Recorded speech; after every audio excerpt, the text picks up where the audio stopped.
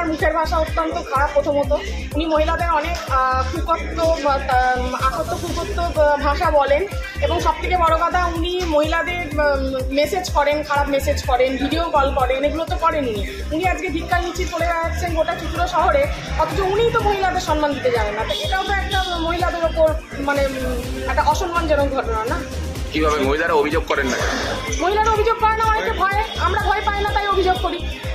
আমরা ভয় পাই, আমার কাছে অনেক এভিডেন্স আছে, আমি সময় মতো সেগুলো আনবো সামনে। একটা সময় তো দেখা যেত আপনি এমএলএ কিন্তু হঠাৎ করে আপনি এমএলএর বিরুদ্ধে কেন? আমার উপরেও আমি যতদিন সম্মান নিয়ে নিজের সম্মান পেয়েছিলাম ততদিন আমি ওনার কাছে ছিলাম। যেদিনকে আমার সম্মান হানি হলো সেদিন আমি বেরিয়ে এলাম। সম্মান হানি কি বিধায়কের হাত ধরেই হয়েছে? অবশ্যই বিধায়কের হাত ধরে হয়েছে, সেটা উনিও জানেন। যখন আমি ওনার কুপ্রস্তাবে রাজি হলাম না তখন উনি আমাকে চোর বদনাম দিয়ে বাড়ি থেকে তাড়িয়ে দিলেন, তাই আমি বেরিয়ে চলে এলাম। আপনি একজন বিধায়কের নামে এরকম একটা অভিযোগ? হ্যাঁ, বিধায়ক মানুষ, আমরা মানুষ, বিধায়ক মতো আমরাই বানিয়েছি, আমরাই তো তাকে বিধায়ক বানিয়েছি। ভিডিও কলের চাট আছে আমার কাছে, ভিডিও কলের চাট আছে। হ্যাঁ, সেটা সময় মতো, এটা তো আমাদের দলের ব্যাপার, আমি তো এই সময় এভাবে আনতে পারি না। আমি যখন সুযোগ বুঝবো নিশ্চয়ই আনবো সেগুলো। এই যে কথাগুলো বললেন এই বিষয়গুলো কি দলকে জানিয়েছেন? হ্যাঁ, দলকে অবশ্যই জানিয়েছি। সময় হোক নিশ্চয়ই নেবে, সবাই তো আমরা জানিয়েছি, নিশ্চয়ই নেবে। অনেক হয়েছে, এবার ওনার বিদায় নেওয়ার পালা। সত্যি ভরসা। আপনি দলের জন্য যেতেন? বিধায়কের কাছে কি কাজে যেতেন দলে? আমি পৌরসভার কর্মী, কিন্তু আমাকে পৌরসভাতে উনি ট্রান্সফার রাখেননি। উনি ওনার জায়গাতে মানে ওনার বাড়িতে আমাকে রেখেছিলেন, আমাকে আমার হাজবেন্ডকে দুজনকেই রেখেছিলেন উনি, ওনার বাড়িতেই কাজে আমাকে রেখেছিলেন। তারপর দীর্ঘদিন ওনার বাড়িতে কাজ করেছি, কিন্তু শেষমেশ ওনার প্রস্তাবে যেহেতু আমি রাজি হইনি, তখন আমাকে চোর মানে আমি বাড়ি থেকে যখন বেরিয়ে আসি আমাকে চোর বদনাম দিয়েছে। আপনি পুরসভার কর্মী, ওনার বাড়িতে কি কাজ করতেন? সে তো উনি রেখেছিলেন, ওনাকেই জিজ্ঞেস করবেন। ওনার বাড়িতে ওই কন্যাশ্রী, রূপশ্রী, এইসব জিনিসগুলো যে উনি ওই বিধানসভার কাজগুলো হতো সেগুলোই করতাম। উনি তো রেখেছিলেন না? পুরসভা দিত? পুরসভা আমাকে বেতন দিত। পৌরসভায় আপনি কি কাজ করেন? পৌরসভায় আমি ইয়েতে আছি, এখন স্কুলে রয়েছি, ওই নোনাপুকুরি স্কুলটায় আমি এখন ট্রান্সফার আছি। পৌরসভায় আগে আমি ছিলাম ইয়েতে, হেলথে ছিলাম। সেখান থেকেই ওনার বাড়িতে নিয়ে গেছিল? আমাকে তো পৌরসভায় আগে ঢুকতেই দেওয়া হতো না, আমাকে তো খাতা পর্যন্ত ওখানে নিয়ে গিয়ে সই করানো হতো। মানে ওনার বাড়িতে আমি খাতা পর্যন্ত সই করেছি, পৌরসভাতে আমাকে ঢুকতেই দেওয়া হতো। পৌরসভার খাতা, পৌরসভার উপস্থিতি খাতা বিধায়কের বাড়িতে আমি সই করেছি। পৌরসভায় কারা ঢুকতে দিত না? পৌরসভায় উনি আমাকে ঢুকতে দিতেন না, মানে পৌরসভায় তোমার যা চলবে না, তুমি এখানেই সই করবে, এখান থেকেই তোমার মায়েরে পৌরসভায় ঢুকে যাবে। হ্যাঁ, ওনার ভিড় ছিল। আমি তো সইও করেছি। তারপর আস্তে আস্তে আমি নিজেই পৌরসভায় ঢোকার চেষ্টা করলাম, মানে আমাকে ওনার বাড়িতেই একদমই রাখার মানে চেষ্টা হয়েছে, যাতে পৌরসভায় আমি কাজ করি এটা যেন হয়তো কেউ বোঝে না বা এরকম হয়তো কিছু প্ল্যান ছিল না। কিন্তু আমি সবসময় বলেছি যে পৌরসভায় আমার ডিউটি দেওয়া হোক, কারণ আমারও তো অনেক মাইনেপত্র কাটা যেত, এগুলো তো পৌরসভায় ডিউটি না করলে পরে তো সেটা হবেই স্বাভাবিক। আপনি ওনার বাড়িতে বসে কি পুরসভার কাজ করতেন না ওনার ব্যক্তিগত কাজ করতাম?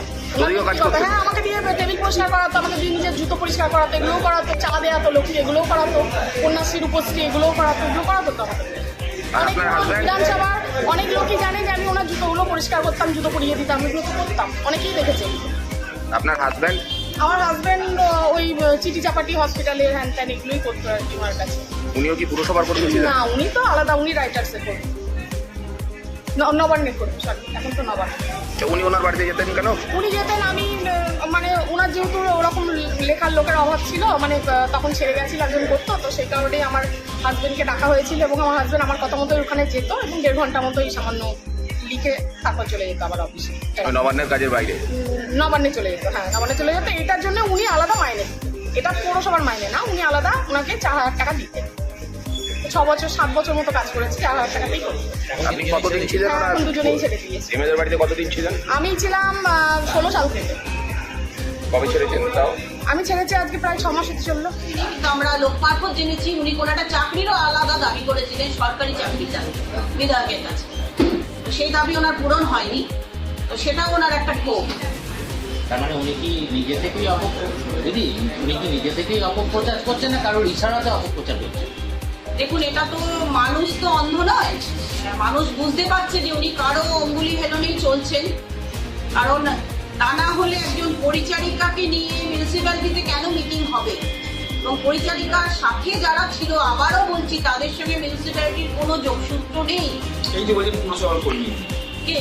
না, ওর সাথে যারা ছিল, ওই পরিচারিকার সাথে আরো 2-1 জনকে মিউনিসিপ্যালিটি মিউনিসিপ্যালিটির চেয়ারম্যানের ঘরে মিটিং করতে দেখা গেছে অনাস্থার দিন, যাদের সঙ্গে মিউনিসিপ্যালিটির কোনো যোগসূত্র নেই। তাহলে তাদের নিয়ে মিটিং চলছিল, মানে তো একটা গভীর ষড়যন্ত্র চলছে। তার মানে আপনি যেটা বলতে চাইছেন যে তৃণমূলেরই একাংশ তৃণমূলের এগেনস্টে ষড়যন্ত্র করছে। একদম তাই, এরা তৃণমূল সাথে আমাদের সঙ্গে মিশে আছে, এরা কি কখনো তৃণমূল?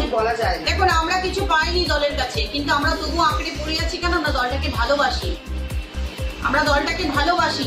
এখানে যারা আছে সবাই দলটাকে ভালোবেসে রয়েছে।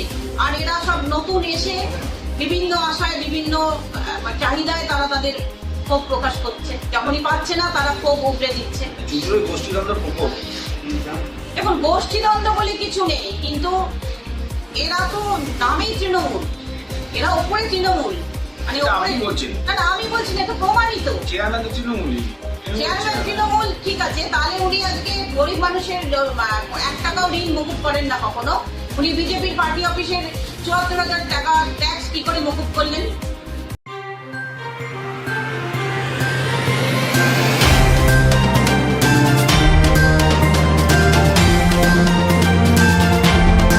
চেতনা বার্তা জেগে থাকে, জাগিয়ে রাখে।